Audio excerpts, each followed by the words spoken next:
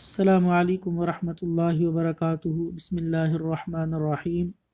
ہر مرض سے شفا یابی کا نبوی وظیفہ۔ سنن ابو داود، حدیث نمبر 3106۔ نبی اکرم صلی اللہ علیہ وسلم کا ارشاد ہے کہ اگر کوئی شخص بیمار ہو جائے اور کوئی دوسرا اس کی عیادت کے لیے آئے اور اس کی موت کا وقت نہ آ چکا ہو اور عیادت کے لیے آنے والا 7 مرتبہ یہ دعا اس کے پاس پڑھے تو اسے اللہ تبارک و تعالی ضرور شفا عطا فرمائے گا، اور وہ دعا یہ ہے: اسأل اللہ العظیم رب العرش العظیم ان یشفیک۔ اللہ تعالیٰ سے دعا ہے کہ اللہ تعالیٰ تمام مریضوں کو اپنی رحمت سے شفا یاب کرے۔